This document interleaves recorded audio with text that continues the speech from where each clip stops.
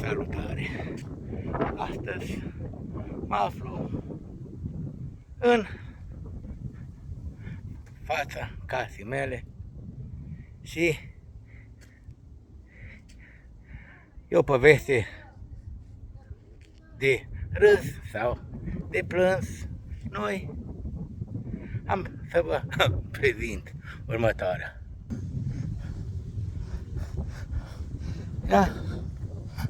Cum vedeți, eu locuiesc exact aici, la etajul 1. Dar problema cea mai a dispărut un stâlp.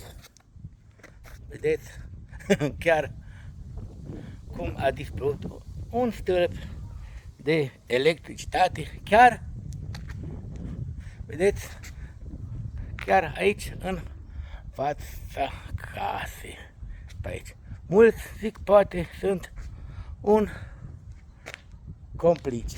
Deci mă mir. Cum vedeți, vă mai arăt așa un stâlp, cam așa a fost. Vedeți cum e aici un stâlp, a fost aici și mai este. Și pe strada asta, vi-l mai trag pe apă, vedeți? Iar așa un stâlp. Și mai sunt chiar, vă mai arăt. Vedeți? Cam așa ceva stâlpul. Deci, ieri a fost acest aici, dar acum nu mai este. Mulți, aici, vedeți cum stă.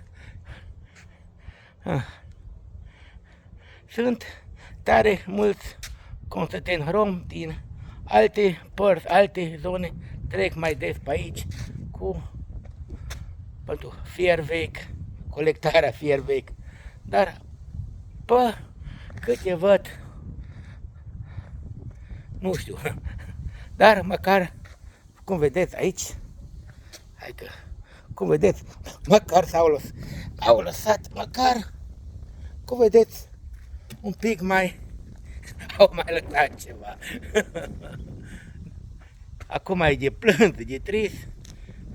Da, fiul meu zice, tati, e foarte bine, măcar nu mai ne orbește în casă acest pic. Acum, vedeți, cum, dar mă mir cum de-au lăsat acest automat de țigări, poate era și mai bă, dar, dați, pentru acest stâlp. Încă alaltă a fost înalt, a luminat și mulți vecini mă iau ca de complice, cam așa. Da, problema e că aici în spate, în stânga mea, am și un vecin, polițist. Da. Deci, aceste lumini pornesc la 10 seara și până la 1 noapte, se stâng automate și se aprinde iară de la 5 dimineața. Cum vedeți, nu? Dar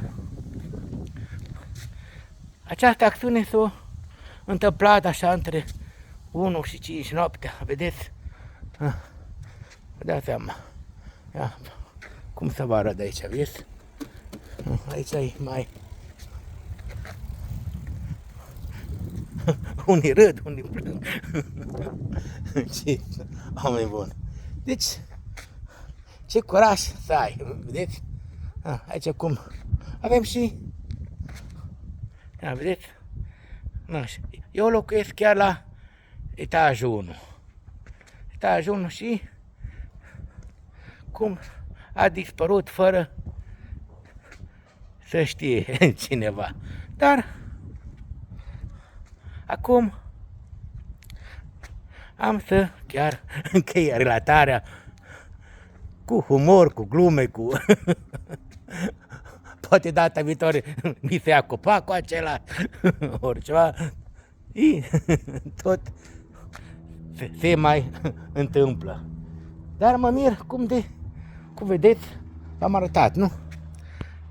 aceste stâlpi, văd că, bine, am auzit că e cu camera, are vecinul cu camera, după aia, cum e, ia vedeți, acest stâlp, cum vedeți vecea, cum mai au pe acolo, dar s-a luat stâlpul chiar